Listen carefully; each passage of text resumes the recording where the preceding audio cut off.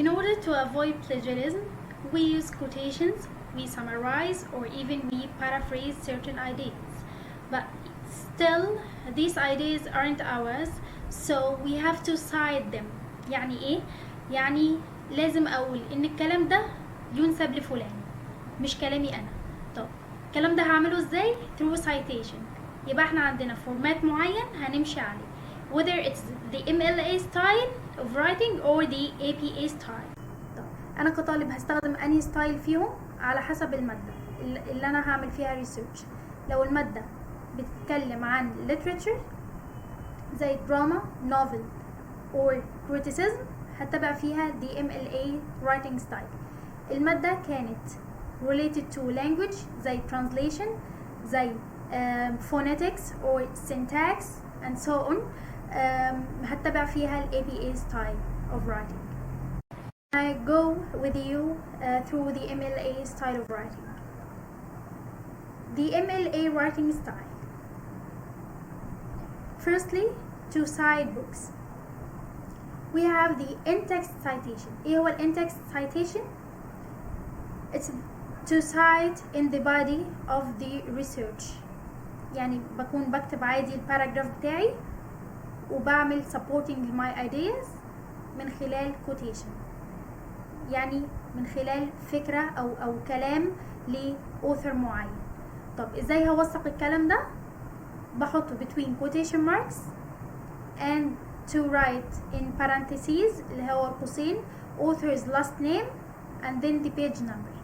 يعني أنا اسمي ميار محمود، say إن أنا عاملة كتاب، حد هيعمل citation هياخد منه جملة في الصفحة رقم 20.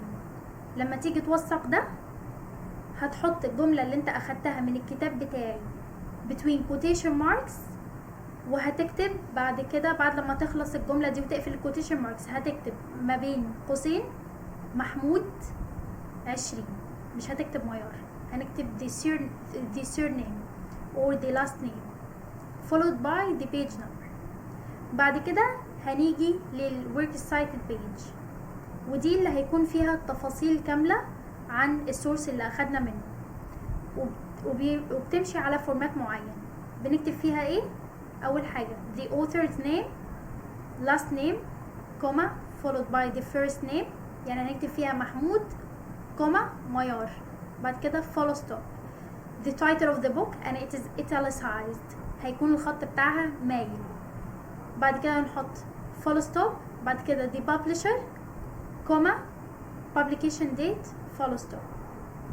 الببلشر والببليكيشن وكل الانفورميشن دي بتكون موجودة على الكفر، يعني احنا مش بنتعب ولا نغلب في ان احنا ندور عليها، احنا كل اللي علينا ان احنا نتبع الاوردر بتاع الفورمات ده. How to quote.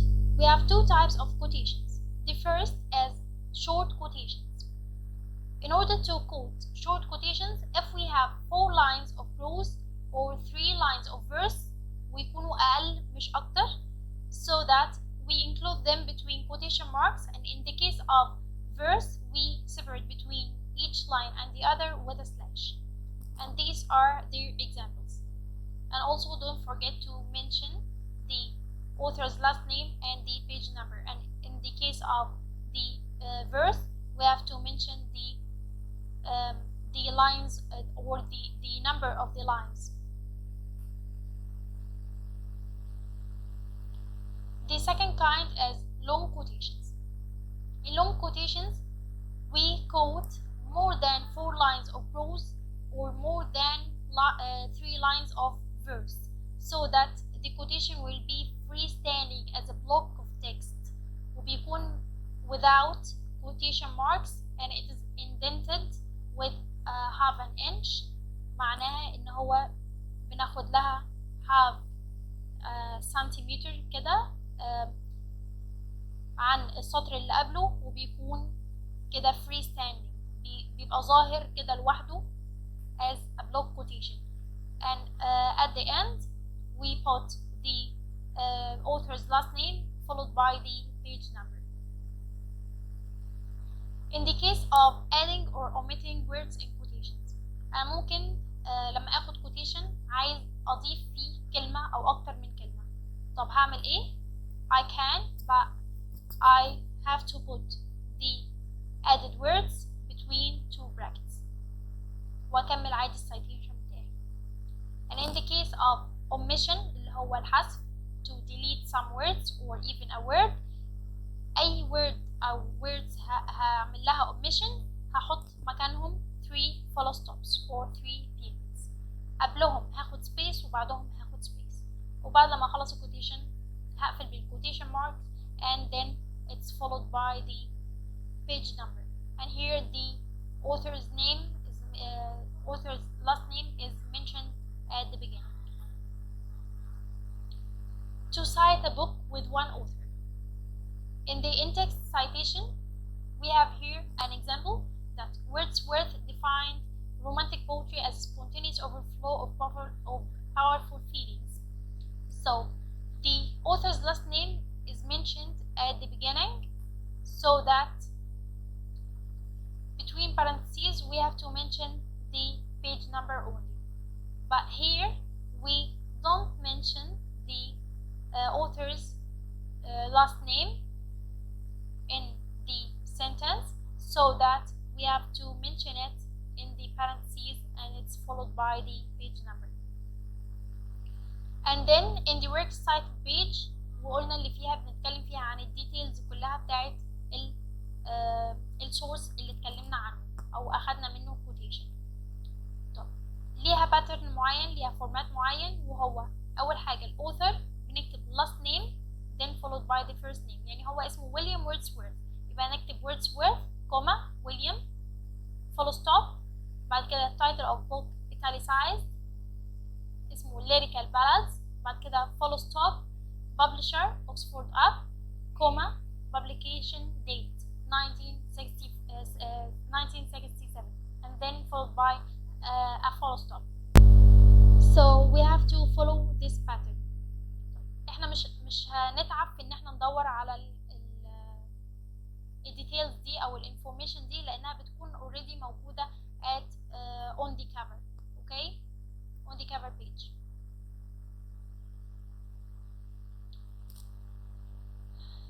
To cite a book with two authors يبقى أنا عندي كتاب كتبوه 2 مش واحد بس بيكونوا موجودين الاسمين تحت بعض هاخد الأولاني وهكتبه عادي last name وبعد كده هاخد last name بتاع التاني يبقى أنا هستخدم هنا هقول Hawkins and Niblock argued that وهقول الكوتيشن بتاعهم وبعد كده هكتب page number between parentheses.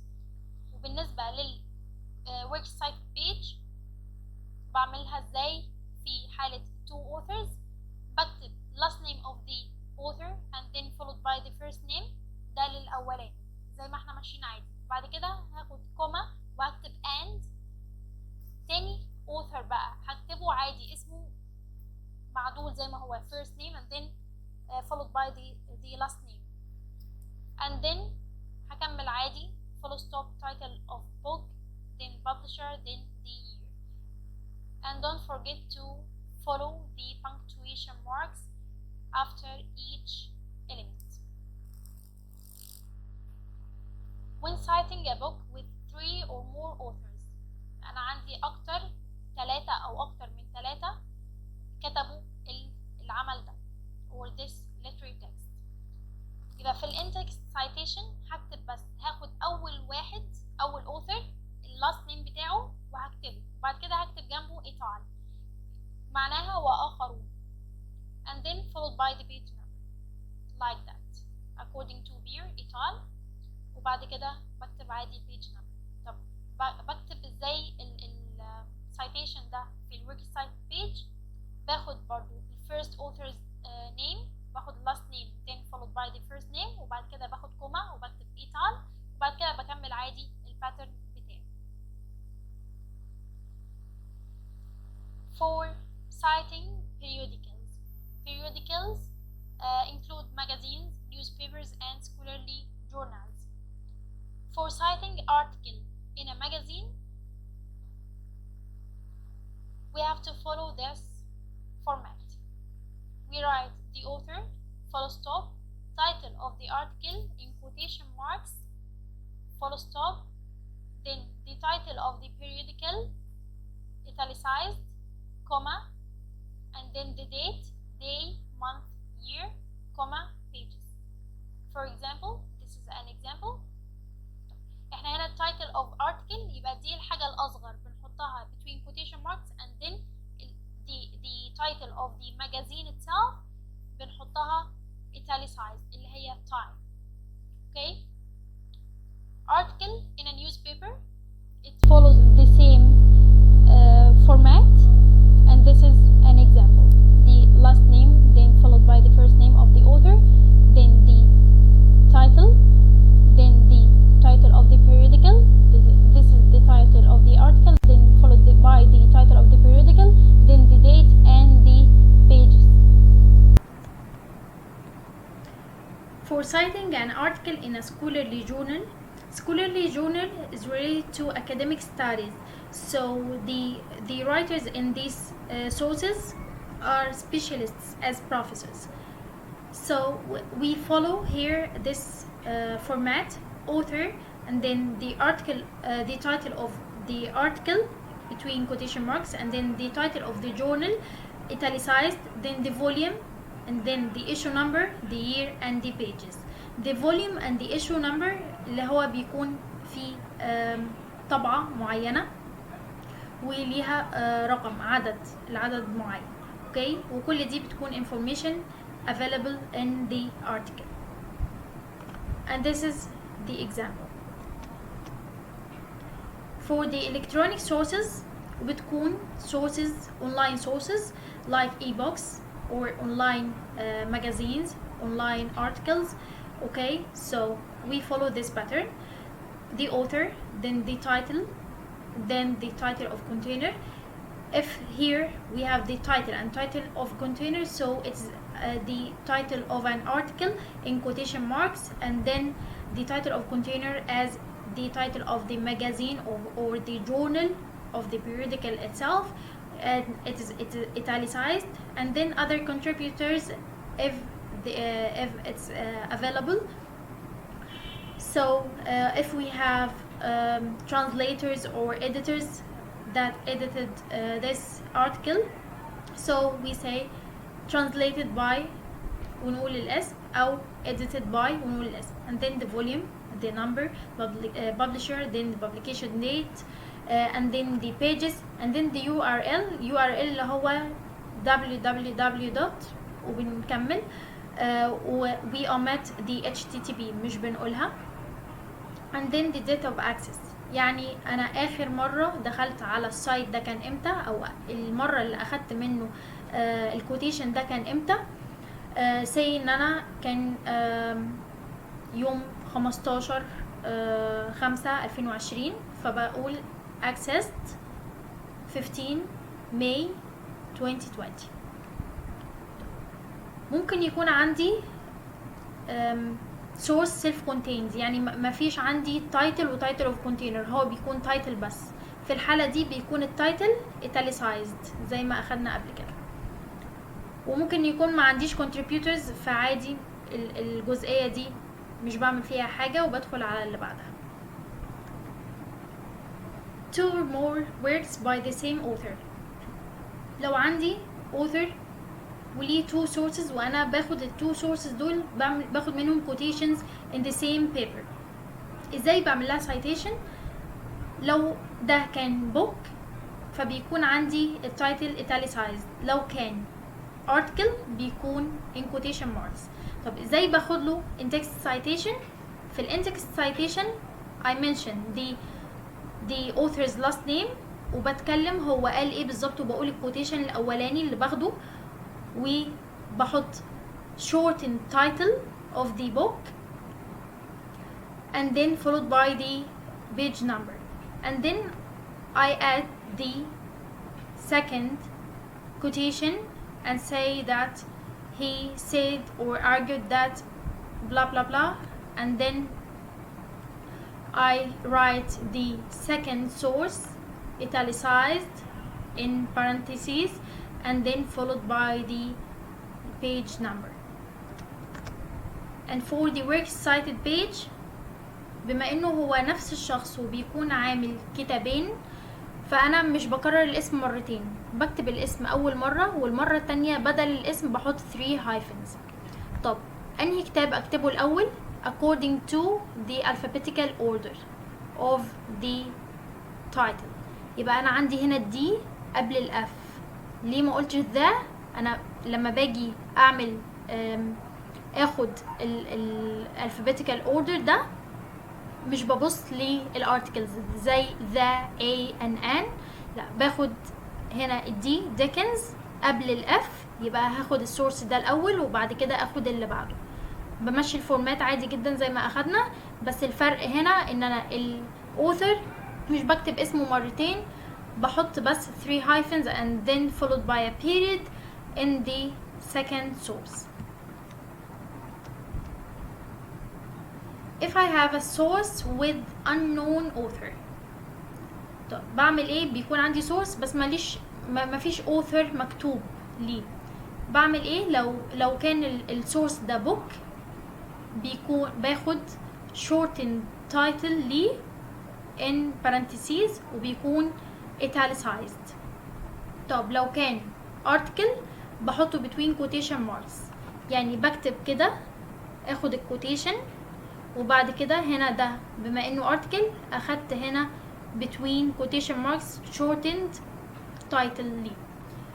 وهنا في ال works cited page ببدأ بقى خلاص مش عندي author، فببدأ بال the title of the article وباخده كله. يعني هنا اخدت the impact of global warming in North America، مش بكتب ده كله في الانتكست citation، اخدت the impact of global warming بس هنا بكتب كل الديتيلز اللي موجودة عندي في ال works cited page and then follow the format زي ما شغالين عليه عادي. This is an example of cover page of a book. We have the title Politics of Nature, How to Bring the Sciences into Democracy. ده عندي التايتل. Bruno later ده the author's name translated by Catherine Porter, and then here the publisher Harvard University Press and the publication date 2004. And as for the works cited page وقلنا دي اللي بيكون فيها الديتيلز كلها للسورسز اللي كتبناها. طب دي بتكون بالشكل ده، بنكتب works cited at the center of the page وما بتكونش bold ولا italicized ولا اي حاجة زي ما هي، وبعد كده بنكتب السورسز وكله زي ما اخدنا الباترن اللي ماشيين عليه في الاول the last author's name and then followed by the first name and so on. طب بيكون على اساس ايه بحط ايه الاول او ايه التاني او كده؟ بيكون على اساس alphabetical order. يعني انا عندي هنا the author the last name of the first author هنا بيبدأ بحرف السي، تاني واحد بيبدأ بالاي يبقى السي قبل الاي، تالت واحد اي بس الاي دي بعدها ال هنا بعدها ان، يبقى ال الاول بعد كده الان وهكذا. طب البيج نفسها بتبقى ازاي؟ بتبقى indented from the left اللي هي المسافة البادئة بتكون ايه 1 سنتيمتر بنبدأ بيها، وبعد كده في كل source in its citation بنعمل ايه؟ بيكون اول سطر عادي كده بيكون after 1 سنتيمتر، تاني سطر بياخد كمان half سنتيمتر half an inch 0.5 سنتيمتر. اوكي، يبقى بيبدأ كده لحد لما نخلصه بتاع اول واحد، نيجي للتاني يبدأ من 1 indented from the left and so on لحد لما نخلص. اوكي، and finally the difference between reference and bibliography. ايه هي references؟ the references are the works cited الworks السورسز اللي احنا بالفعل اخدنا منها quotations او حتى اخدنا منها summary او عملنا لها summary او paraphrase وعملنا لها citation. طب دي اللي هي فعلا احنا عملنا لها citation جوه البيبر بتاعتنا. لكن ايه هي البيبليوجرافي؟ the works that we consult only يعني ايه we consult؟ احنا بس قريناها علشان نجمع فكرة، لكن ما اخدناش منها quotations، بنعمل لها page زيها زي الورك cited بالظبط، وبتمشي على نفس الباترن بالظبط، بس دي بنسميها من فوق بدل work cited بنكتب bibliography. ودي بتكون الوركس اللي احنا دخلنا على السايتس بتاعتها، شفنا بس جمعنا افكار، يعني ما خدناش منها citation. دي abbreviations للمونث علشان واحنا بنكتب بنعمل citation، لما نيجي نعمل year the date and month and year the date of publication بيبقى في عندي abbreviation، ما بنكتبش January، لا بنكتب JAN dot.